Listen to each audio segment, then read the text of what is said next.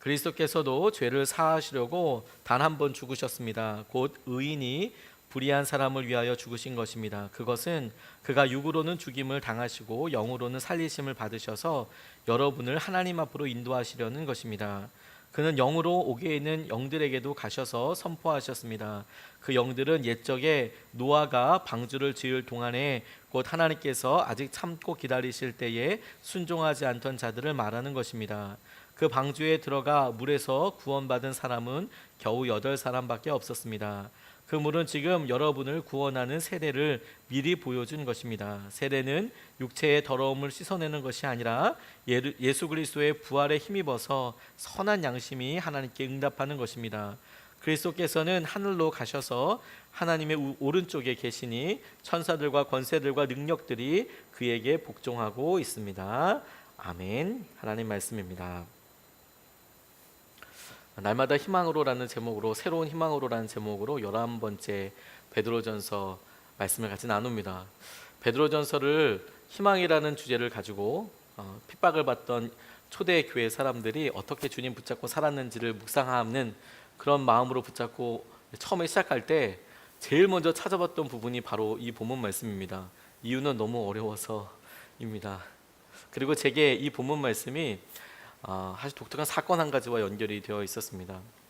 제가 섬기던 여러 지체들 가운데 한 번은 한 청년이 어머니 통해서 저를 만나게 되었는데, 어머니가 말씀하시길 이 청년이 아마도 이단에 빠져 있는 것 같다라고 목사님께서 분별해 달라고 그렇게 저를 만나게 하는 일이 있었습니다.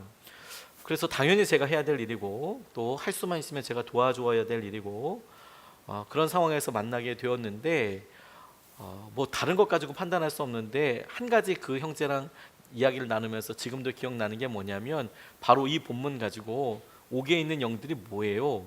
이걸 가지고 물고 늘어지더라고요. 옥에 있는 영들을 어떻게 해석할 것이냐, 이제 이걸 가지고 여러 사람들, 학자들도 의견이 분분하고, 그리고 이 본문 가지고 심지어 천주교회 같은 경우엔 연옥이라고 지옥과 천국 사이에 있는 또 다른 어떤 죄를 견디는, 짊어지는, 혹은 이것도 저것도 아닌 사람들이 대신 회개하고 뭐 이러면 구원받는 공간이 있어서 하게 된다는, 그런 성경에는 있지도 않은 그런 공간을 또 상상해내는 그런 핵심 구절이기도 합니다. 그런 분들에게 이게 핵심 구절이기도 합니다. 그런데 성경에는 연옥이라는 것이 앞에도 뒤에도 아무 데도 없습니다. 그냥 여기서 옥에 갇힌 자들이라고 나와 있는 이 전후 사정을 가지고 이렇게 이야기하다 보니까 이제 만들어낸 어떤 부산물이 될 텐데, 이제 그러다 보니까 이 본문을 조금만 잘못 설명하면 확 삼천포로 가게 되는 굉장히 조심스러운 그런 말씀입니다. 굉장히 까탈스러워서 많은 목사님들이 설교 잘 안 하시려고 하고, 제가 설교하신 거를 몇 개 쭉 들어보니까 굉장히 설명이 장황하게 길어지더라고요. 이건 뭐고 이건 뭐고 이건 뭐고 이런 설명들이 되게 되더라고요. 이거 어떻게 될까 이런 생각이 들었습니다. 근데 저는 이 말씀을 계속 여러 번 묵상하고 오늘 여러분들과 나누고 싶은 관점은, 시선은 뭐냐면, 이걸 이 시대에 이 편지를 받았던, 다시 말해서 베드로의 편지를 받았던 소아시아에 있었던 혹은 터키 지역에 있었던 핍박받는 교회들이 이것을 어떻게 받아들였을까, 우리가 그걸 항상 생각하는 게 되게 중요하겠다는 마음이 들었습니다.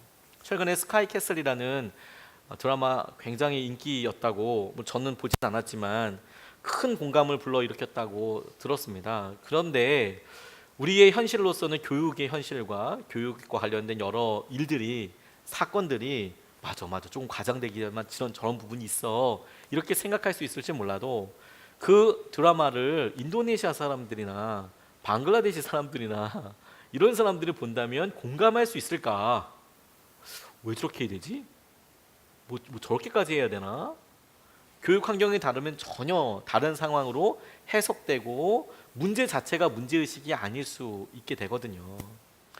이 베드로 전서에서 특별히 이 부분에 옥에 갇힌 자들이나 여러 일들에 대해서 우리가 생각할 때, 이 베드로 전서를 받았던 사람들은 아마도 그 시기를 살아가고 있었기 때문에 베드로가 이렇게만 얘기해도 감당할 자신이 있습니까? 이렇게만 얘기해도 스카이캐슬 뭐 이런 식으로 생각하고 나아갔을 텐데, 이 전후 사정을 뛰어넘어서 한 2000년 지나고 난 우리가 이 말씀을 볼 때에는 이 말씀만 가지고 보다 보니까 이 단어 하나하나를 가지고 해석을 할 수밖에 없으니 원래 이 여러 생각을 가지고 있었던 배경과 이 상황을 잘 모르는 상황에서 해석하니까 한계가 분명히 있을 것이다 라는 생각을 가지고 본문 말씀을 봐야 한다는 거예요. 왜냐하면 대부분 이단들이 자기들이 깨닫는 것만 진리다라고 이야기를 하거든요. 그러면 사람 잡습니다. 그러면 사람을 잡아버려요. 이렇게 단어들과 이런 것들을 이렇게 인용해서 그 인용한 것 가지고 말을 얼마든지 만들 수도 있으니까요. 오늘 새벽 예배 공교롭게도 요한일서 전하다가 오늘 본문 말씀과 연결되는 것을 전하게 됐어요. 주님께서 우리의 삶을 인도하실 때 우리를 성경 말씀과 성령님의 인도하심으로 우리를 연합하여서 인도하여 주신다. 하나님 말씀인 성경과 그리고 살아계신 성령님께서 그 말씀을 통해서 우리를 인도하여 주시더라. 그런데 말씀은 변하지 않고 우리에게 계속 있지만 이 시대와 상황과 환경들을 넘어서는 성령님께서 그걸 읽고 순종하게 하실 때에는, 적용하게 하실 때에는 사람마다 다를 수도 있거든요. 근데 그걸 인정하지 않고 다 똑같이 해야 돼 라고 이야기해버리면 어려워지는 거예요. 쉽지 않아지고요. 왜냐하면 그 말씀이 그렇게 적용이 안 될 수도 있을 테니까. 이렇게 서설이 길었던 이유는 뭐냐면 하나님께서 저는 이 말씀을 통해서 주님께서 우리를 위하여 이루실 일에 대해서 질문해 보게 됐어요. 이 포커스가 갇혀있는 자들 이렇게 나와 있지만 그게 아니라 이 본문 사이사이에 주님이 하신다고 하셨던 일들이 이렇게 주목하게 되더라고요. 주님이 어떤 일을 하시겠다, 혹은 여러 맥락을 통해서 주님은 어떤 일을 우리를 위해서 하시는가, 그 말씀을 우리가 좀 붙잡고 오늘 기도 제목들로 붙잡고 싶습니다. 첫 번째로 주님께서 우리를 위해서 하시는 일로 말씀하시는 것이 무엇이냐면 하나님 앞으로 인도하신다는 겁니다. 주님께서 우리를 하나님 앞으로 인도하신다. 이 말은 우리를 구원에 이르게 하신다라는 것이겠죠. 18절 말씀에 보면 그리스도께서도 죄를 사하시려고 단 한 번 죽으셨습니다. 곧 의인이 불의한 사람을 위하여 죽으신 것입니다. 그것은 그가 육으로는 죽임을 당하시고 영으로는 살리심을 받으셔서 여러분을 하나님 앞으로 인도하시려는 것입니다. 복음의 핵심이 나와 있는데 우리들을 하나님 앞으로 인도하시려고 예수님께서 돌아가시고 그렇게 죽음을 맞이하셨다라고 설명하고 있습니다. 근데 여기 한 가지 특별한 부분이 있어요. 이 본문 말씀이 요 특별히 부분이 조심스럽고 해석을 할 때 이해를 해야 할 부분들이 있는데 주님은 분명히 육신의 모습으로 돌아가셨습니다. 그런데 육신의 모습으로 부활하셨다는 사실을 잊지 말아야 해요. 이 본문 말씀을 어떤 이단들은 이걸 보고 육이 있고 영이 따로 있어서 육은 아주 천하고 버려져야 될 것이고 영은 아주 고결하고 존귀한 것이고 이런 식으로 이분법으로 잡아냅니다. 근데 이럴 경우에 처음 이단들은 어떤 생각했냐면 그렇게 영이 존귀하고 거룩한 것이기 때문에 그런 영적인 거룩한 지식을 갖고 있는 사람들은 육적으로는 타락하고 방탕하고 무슨 생활을 해도 구원에는 상관이 없다라고 생각을 했어요. 요즘도 그런 비슷한 이단들이 있습니다. 그래서 자기가 갖고 있는 지식이나 영적인 지식이나 자기가 생각하는 영적인 것으로 인하여서 내 생활과 육신과 이런 건 방탕해도 괜찮다라고, 그거는 용서받을 수 있다라고 이렇게 생각을 했어요. 그런데 주님은 분명히 십자가에서 당신의 몸을 찢으시고 돌아가셨으며 동시에 3일 만에 부활하실 때에도 주님의 몸이 부활하셨습니다. 그래서 우리가 빈 무덤을 발견하고 그곳에는 육신은 남아있고 영이 떠난 게 아니었고 아무것도 남아있지 않았다는 것이 부활의 증인들이 한결같이 우리에게 증언하는 내용인 거거든요.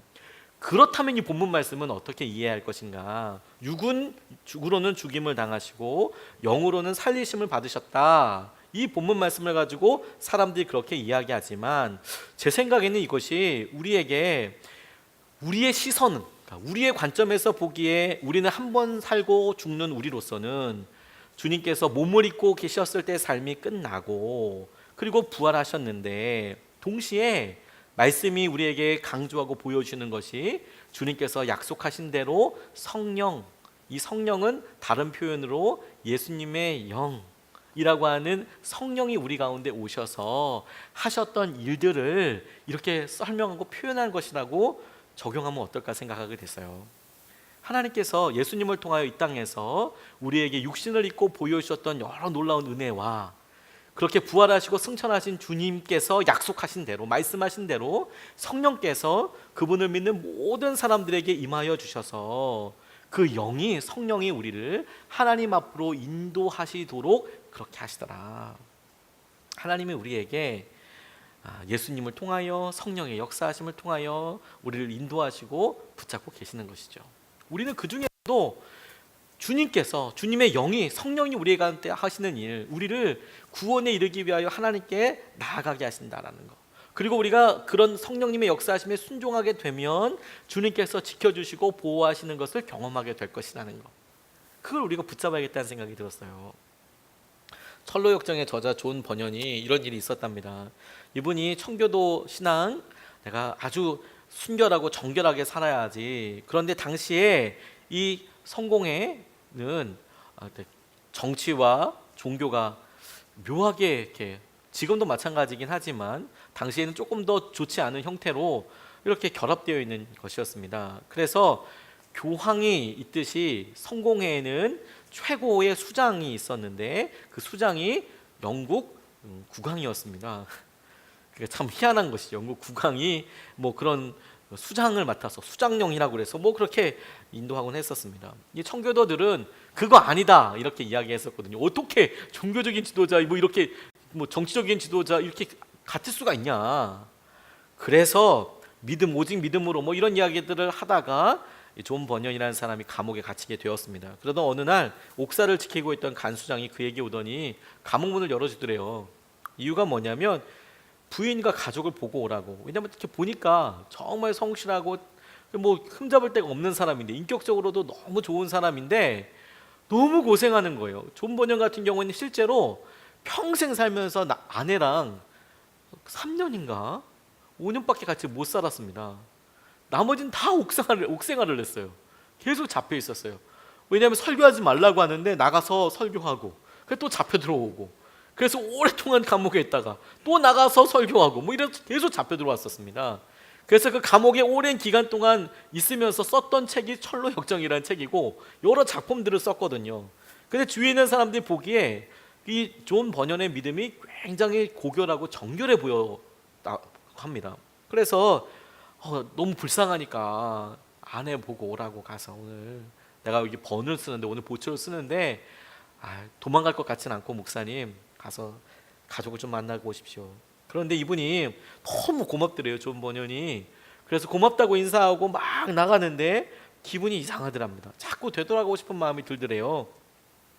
성령께서 자꾸 자신을 돌이키는 것 같은 생각이 들어서, 그래서 이거 어떻게 할까, 가족이 너무 보고 싶고 하지만 할 수 없이 다시 걸음을 돌려서 감옥으로 돌아갔대요. 가족한테 돌아가지 않고. 간수장이 깜짝 놀라서 왜 왔냐고 했더니, 호의는 고맙지만 성령께서 인도하시는 길이 아닌 것 같소. 그래서 돌아왔어. 그렇게 이야기를 하더라고요. 그래서 스스로 다시 이제 감옥에 들어갔습니다. 그런데 1시간쯤 지났을까?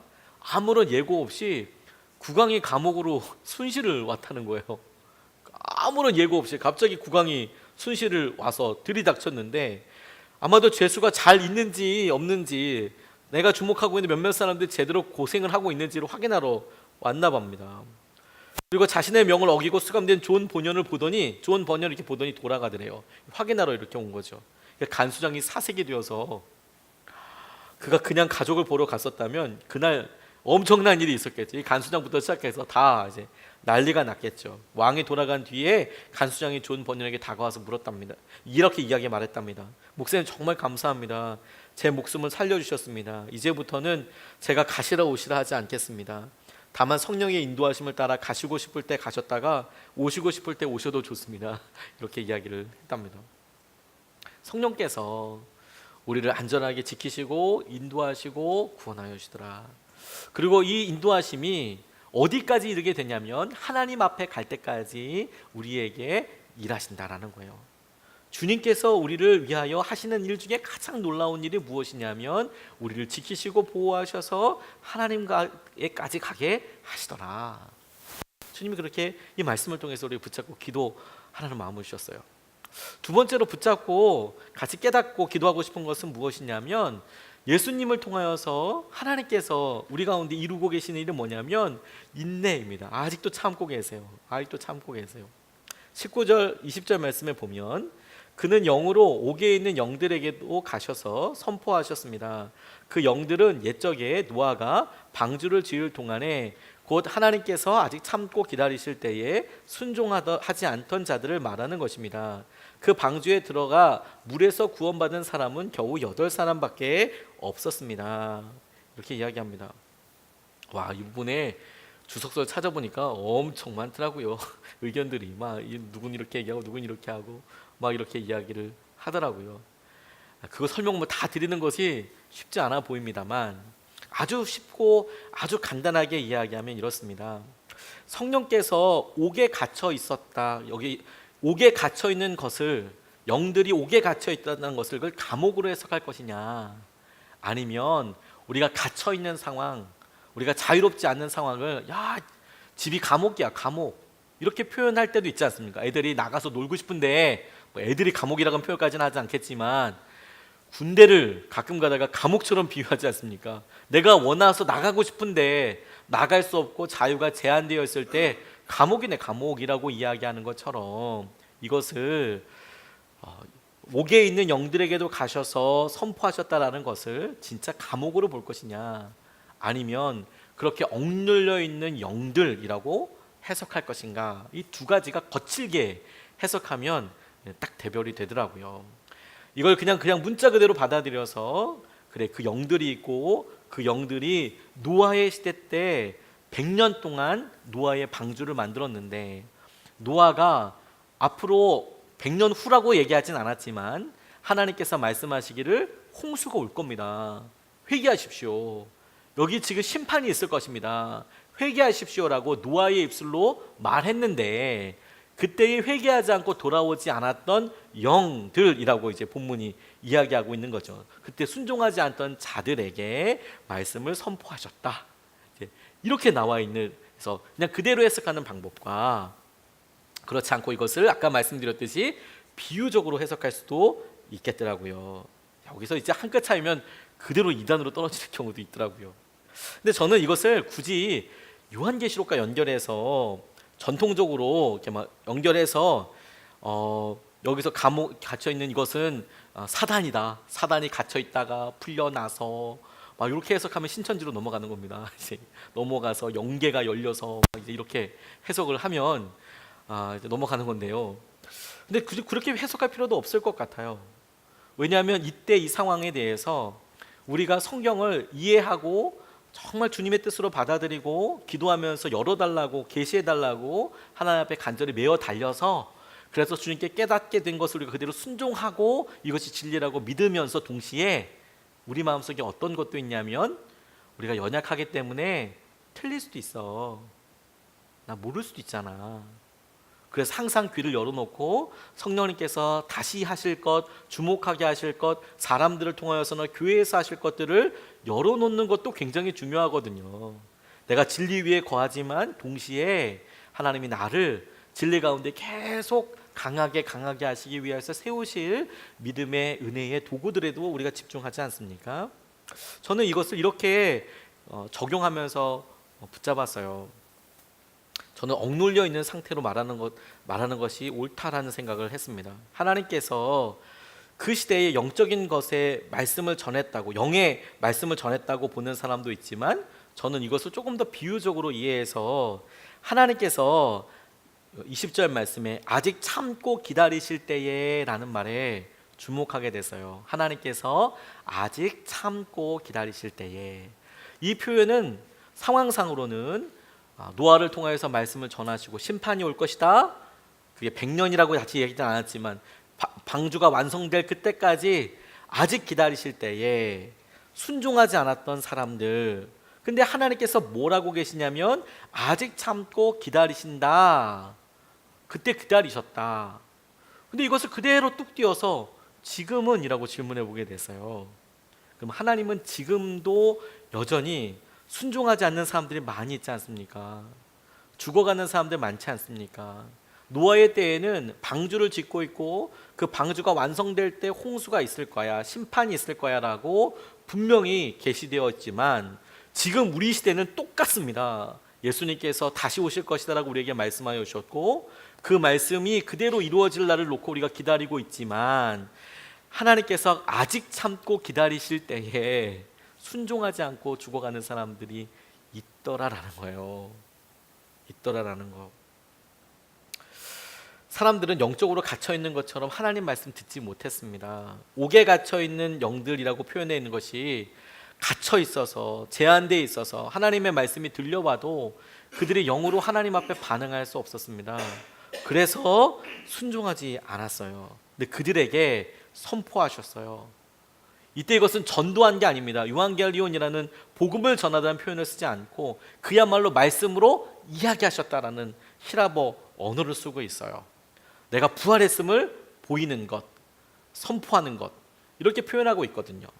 이것이 영적으로 깨어있지 못하고 그리고 아직까지도 결정하지 못하고 혹은 그렇게 발견하지 못하는 사람에게 하나님께서 예수님을 통하여 부활하시는 것에 대한 분명한 확신을 이렇게 이런 일이 있을 거야 라고 선포하시는 것이다라고 그렇게 받아들였습니다.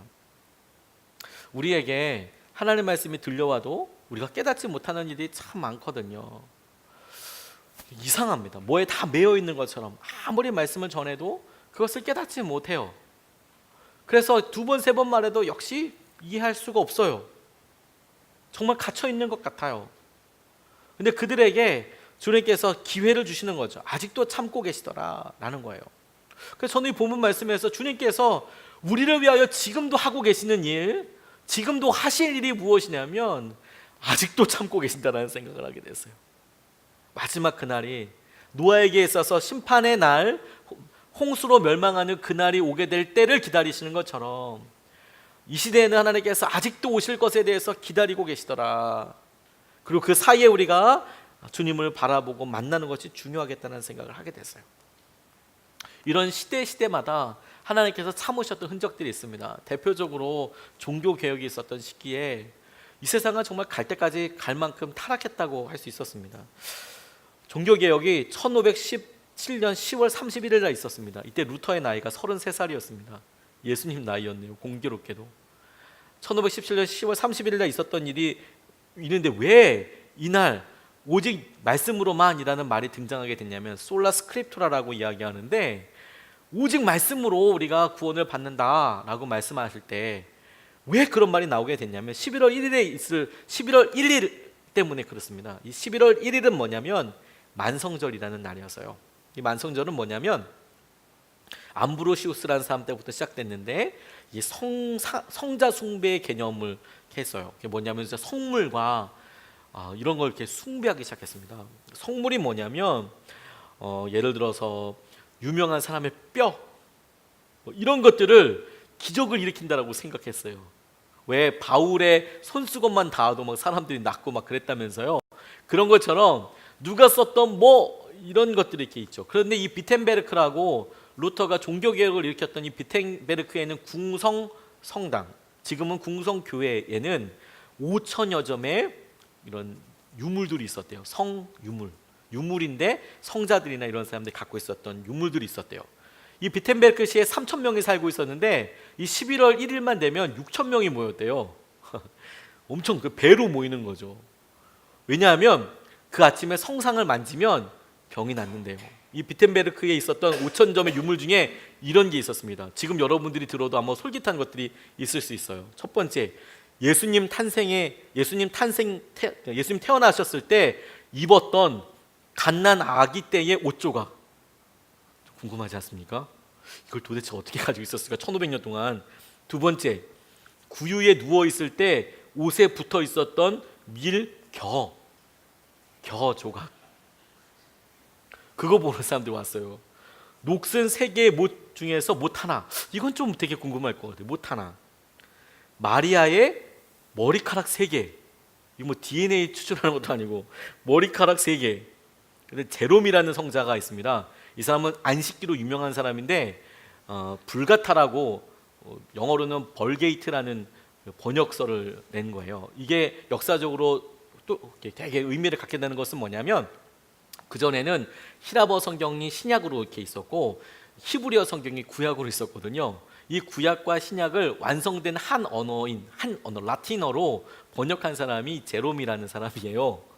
이 제롬이라는 사람이 안 씻는 것 외에 성경을 번역한 것 외에 또 하나 유명한 게 있었어요. 오래 살았답니다. 그런데 이가 튼튼했대요. 이가. 그래서 그 사람의 이빨이 거기 있었대요. 이가 튼튼해서 성경을 번역하고 성자라고 했던 이 사람의 이빨이 있었대요. 근데 정말 놀랍고 충격적인 건 뭐냐면, 치통이 있는 사람이 그 제롬의 이를 처음에 이렇게 보고 그 앞에서 기도를 하면 치통이 사라진다는 이런 엄청난, 믿을 수 있는지 없는지 그렇게 막 소문이 막 있는 거죠. 그래서 그 11월 1일 날 되면 나도 먼저 가서 그 성물 앞에 가서 그 효염이 각각 있는 거예요. 용도와 치통 있는 사람은 여기. 자, 아이를 베고 싶은 사람은 어디에 가야 될까요?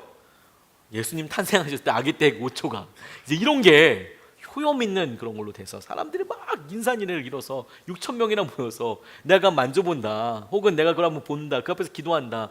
그러면 내가 무슨 베데스다 연못에 제일 첫 번째로 들어가는 것처럼 병이 낫거나 그 문제가 해결되거나 심지어 머리가 나는 그런 것도 있었대요.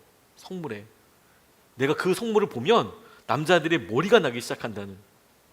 아마 이건 지금도 통할 것 같아요. 만약에 그거 보고 기도해서 머리가 난다 그러면 한국 남자들이 엄청난 돈을 가지고 갈 수도 있어요. 그 사람들이 인산인해를 이뤘는데, 근데 문제는 뭐냐면 제일 먼저 들어가는 사람들은 만약에 10시에 문을 열면 정문으로 들어가지 않는다는 거예요. 10시에 오픈하면 9시쯤에 뒷문으로 따로 들어가는 사람들이 있는데, 수도원장들, 대주교에게 황금 상자를 바친 군주들이 제일 먼저 들어갔대요. 돈을 먼저 낸 사람들이 이제 거기 들어가서 효염이 있다는 곳에 가서 기도하고, 내가 이 효염을 1년 동안 누려야지, 그렇게 가고 왔다는 겁니다. 돈으로 그런 걸 이제 산 거죠. 그리고 심지어 교회에 있어서 아까 연옥 얘기 나왔지만, 연옥에 있는 사람을 한 방에 그 면제부를 파는 그 헌금통에, 그 통에 동전이 땡 떨어지는 소리가 들리는 것과 같이 동시에 연옥에서 천국으로 휙 이렇게 가게 된다는 이런 말도 안 되는 생각을 이렇게 얘기하면서 테젤이라는 사람이 면제부도 팔고 다녔습니다. 말도 안 되죠. 말도 안 돼요. 성 베드로 성당을 또 만들었어요. 성 베드로 성당을 그거 가지고. 하나님께서 오래 참으셨어요. 하나님께서 그거 보고 진짜 오래 참으셨습니다. 오래 참으시고 계속 참고 있었죠. 그런 게 그냥 1년, 2년 된 게 아니라 오래 참으셨습니다. 그냥 그 자리를 했으니 그대로 싹 엎어도 상관이 없을 텐데, 하나님께서 오래 참으셔서 루터라는 사람을 쓰시고 우리에게 새로 돌아올 수 있는 기회를 주시고 하나님께서 하신 은혜를 붙잡도록 해 주신 거잖아요. 그러니까 갇혀 있었던 거, 사람들의 미명에 그냥 쌓여 있어서 지혜가 없어서 어떻게 해야 될지 모를 때에 하나님이 그대로 심판하지 않으시고 기다리시더라. 아직까지 참고 계시더라. 참고 계시더라. 그래서 하나님께서 구원해 주시고 이끌어주시고 인도해 주시더라. 우리가 이 은혜를 붙잡아야겠어요. 주님께서 우리를 붙잡아 주시더라. 기다려 주시더라. 그리고 이 본문 말씀에서 여러 번 묵상하면서 주님께서 우리에게 주시는, 주님이 이런 일을 하고 계시는 거구나 라고 깨닫게 된 게 뭐냐면, 주님께서 방주처럼 우리에게 방주가 되어 주신다라는 겁니다. 20절로 21절 말씀을 보면, 그 영들은 옛적에 노아가 방주를 지을 동안에 곧 하나님께서 아직 참고 기다리실 때에 순종하지 않던 자들을 말하는 것입니다. 그 방주에 들어가 물에서 구원받은 사람은 겨우 8사람밖에 없었습니다. 그 물은 지금 여러분을 구원하는 세례를 미리 보여준 것입니다. 세례는 육체의 더러움을 씻어내는 것이 아니라 예수 그리스도의 부활을 힘입어서 선한 양심이 하나님께 응답하는 것입니다. 이렇게 말하고 있습니다. 노아 시대의 홍수는 죽음을 의미하는 것이었습니다. 심판을 의미하는 것이었습니다. 그리고 주님께서 말씀하시는 세례는 죽음을 이야기하는 것은 아니고 죽음 이후의 생명에 대해서 이야기하고 계세요. 그래서 이 본문의 중심 단어를 물로 본다면, 세례로 본다면 이 의미가 대조가 돼서 균형을 이루지를 못해요. 그러면 어떤 것을 붙잡으면 이게 하나가 되냐면 방주입니다. 방주. 노아가 방주로 들어갔을 때, 핍박받고 있을 때 방주로 들어갔을 때 그가 이런 물로 심판받을 때에 살 수 있었다. 똑같이 예수 그리스도의 부활에 힘입어서 우리가 세례를 받은 사람들이 믿음으로 예수 그리스도 안에 들어가게 되면, 그러면 선한 양심이 하나님께 응답하여서 구원을 받게 된다라는 거예요. 우리가 예수 그리스도를 믿는 것과 그리고 핍박받고 있으나 예수님을 향한 믿음을 붙잡고 있는 것이, 노아와 노아 가족들이, 사람들은 다 핍박하고 다 어리석다라고 이야기할 때에 하나님이 내게 말씀하신 명령을 붙잡고 있는 것, 그래서 그들이 깨닫지 못하고 시기가 지나갔을 때에 심판 가운데 죽게 되었던 노아 시대의 사람들과, 그리고 아직 재림의 때는 이르지 않았지만 죽을 수도 있는 사람들을 주님께서 설명하면서 같이 보여오시는 것이라고 적용해 보았어요. 그래서 주님께서 우리에게 어떤 일하고 계시냐? 우리에게 방주 역할이 되어주고 계세요. 우리를 참아주실 뿐만 아니라 우리를 지켜주시고 우리를 온전히 인도하여 주시죠. 이 방주라는 표현은 참 재밌습니다. 방주는 히브리어 테바라는 단어를 사용하는데 나무 상자라는 뜻이에요. 나무 상자 중에서도 몇 가지 특징이 있는데 키가 없습니다. 방향을 결정할 수가 없어서요. 그냥 흘러다녔습니다. 동력이 있지도 않았습니다. 물결의 흐름대로 떠다니는 상자를 말하는데, 이게 하나님께서 그 상자를 통하여서 이 노아의 8사람들 가족들을 구원하셨죠. 성경에 이런 표현이 또 한 번 나옵니다. 모세 때 모세가 담겨져 있던 갈대 상자, 이걸 테바라는 단어를 써요. 그래서 모세가 조정할 수 있는 방법도 없었고, 그리고 요게벳이 그것을 보고 어떻게 조절할 수도 없고, 미리암이 그걸 보고 어떻게 돌을 던져서 이렇게 할 수도 없었고, 그냥 물이 흘러가는 대로 떠내려갈 수밖에 없었던 테바. 그런데 주님께서 그 모세를 애굽 바로의 그 공주 앞으로 배달하셔서, 흘러가게 하셔서, 만나게 하셔서 기가 막힌 만남과 인도하심을 가져가게 하시더라. 근데 이것은 우리의 삶에 우리의 주권을 내려놓고 하나님께서 이끌어 가시고 붙잡게 하여 주시는 대로 순전히 살아가는 삶을 이야기한다고 싶어요. 방주가 우리에게 이야기하는 것이. 그래서 이것이 우리에게 구체적으로 우리가 예수님께서 원하시는 대로, 예수님의 뜻대로 살아가고 순종하는 것이 우리에게 구원의 길이 되고 우리를 향한 주님의 놀라운 지혜이고 능력이 되게 하여 주신다는 것이죠. 주님을 만날 때까지 우리 가운데 진짜 평안과 진짜 위로가 없습니다. 주님이 우리 가운데 방주가 되어주시는 거죠. 제가 최근에 한 분 글을 읽고 참 되게 은혜를 받은 책이 있는데요, 쓴뿌리라는 책인데, 여기 목사님 한 분이 어렸을 때 이렇게 소아마비로 다 양쪽 다리를 다 저셨어요. 그래서 이제 목발 짚고 다니셨는데, 근데 이분이 아이들은 좋아하셨는데 이상하게 아이들을 물리더래요. 자기는 좋다고 이야기하는데 애들은 우는 거죠. 후배가 놀러 왔는데 아주 어린 자녀가 왔답니다. 2층에 왔다 갔다 하더래요. 이분이 이제 미국에서 이렇게 사셨는데 2층에 왔다 갔다 하니까 정신없잖아요. 그러면 그냥 앉아라, 일로 올라가면 안 돼, 내려와, 이렇게 그냥 얘기하면 되잖아요. 근데 이분이 굳이 그렇게 얘기하지 않고, 야야야, 거기 올라가면 큰일 난다, 거기 사는 뱀이 꽉 물어, 이렇게 얘기한다는 거예요. 뱀이 꽉 물어. 그 애가 갑자기 깜짝 놀라서 미국에 왔는데 뱀이 문다고 하니까 뱀 소리를 듣고 기절초풍을 해서 막 울기 시작하더래요. 그러면 또 사모님이 오셔서 당신 왜 그래, 뱀이 어딨다고 그래, 막 이렇게 혼난가지고. 그러면 괜히 이제 머쓱해서 뱀 얘기는 왜 해가지고 그런 생각이 이렇게 들더래요. 근데 이분이 포항에 오셨답니다. 그래서 거기 포항에 갔는데 어린 딸아이랑 거기 또 사역자 이렇게 가서 이렇게 이야기를 하는데, 이분이 또 이렇게 아이랑 이렇게 장난하는데, 이 아이가 아기 돼지 삼형제 이야기를 막 하더라는 거예요. 아세요? 좋은 유치원 나야 알 수 있는 엄청난 동화입니다. 아기 돼지 삼형제. 뭐 벽돌집 짓고 나무집 짓고 초가집 지어서 바람 불면 날아가는 그 얘기 있잖아요. 그 이야기를 막 하는데 이 목사님이 또 이렇게 물으셨대요.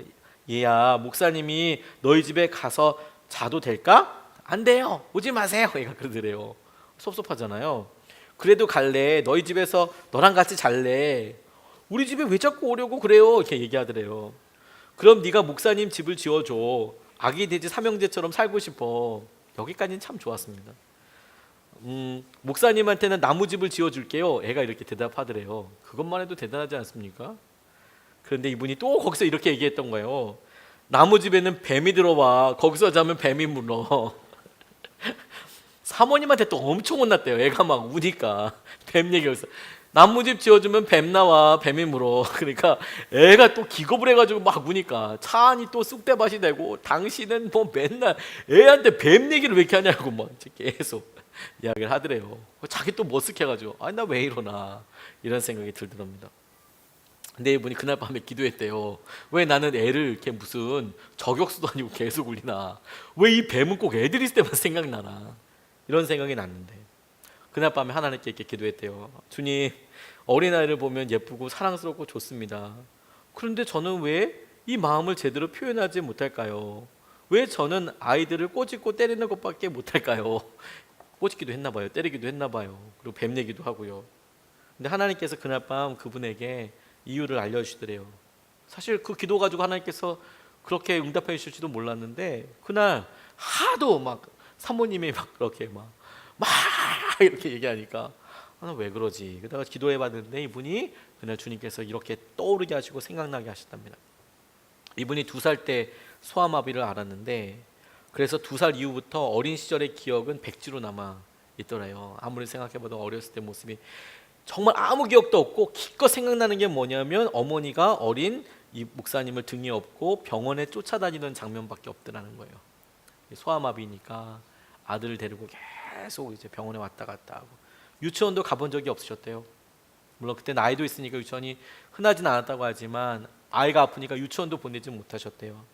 어디 놀러 가본 적도 없대요. 다리가 불편하니까 어렸을 때 뭐 그래도 어디 뭐 공원도 가기도 하고 걸어 다니는 법도 하고 뭐 이럴 텐데 아무것도 못하고 집에만 가만히 그냥 천장만 이제 보고 있고 집에만 계속 이렇게 기어다니고 그런 기억밖에 없더래요. 하나님께서 그것을 깨닫게 하시더랍니다. 그리고 2살 때에 본인의 기분과 감정으로 돌아가게 하시고 그 안에 있는 이렇게 쓴뿌리를 이렇게 만져주시더래요. 덕분에 그날 밤 진짜 많이 우셨답니다. 그리고 이후에 아이들 더 이상 괴롭히지도 않고 뱀 얘기도 안 하게 되셨대요. 우리가 사역자 다 뭐 어른이거나 목회자가 되었거나 우리의 마음이 사실 숭숭숭숭 구멍이 많습니다. 믿음 생활을 잘하고 있는 것 같지만 우리가 사실 너무 공간이 많아요. 그래서 그 가운데 한 뭐가 훅 들어와서 우리 마음속에 너무 힘들고 어렵게 하고 우리를 좌절하게 합니다. 근데 여러분, 우리가 온전히 쉬고 온전히 보호를 받을 수 있는 곳은 주님 품밖에 없습니다. 주님이 우리의 방주가 되어주세요. 우리가 주님께 피하는 겁니다. 주님을 의지하고 나아가는 겁니다. 그러면 주님께서 우리를 지켜주세요. 우리가 뭘 하려고 하지 않고 주님께서 은혜대로 우리가 따라가려고 할 때, 주님 이게 무슨 의미입니까? 주님 이것은 내가 왜 그런 것입니까? 마음을 울려드리고 기도하게 되면 주님께서 우리를 기가 막히게 붙잡아 주시고 이끌어 주시고 인도하여 주시는 것이죠.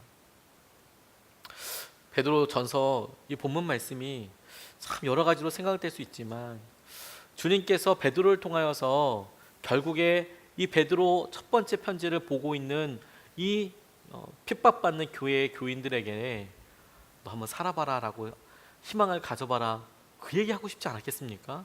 당장 죽을 수 있는 그 사람들에게 미래를 약속하고 하나님께서 하실 은혜를 누리도록 붙잡도록 도전하고 싶지 않았겠습니까?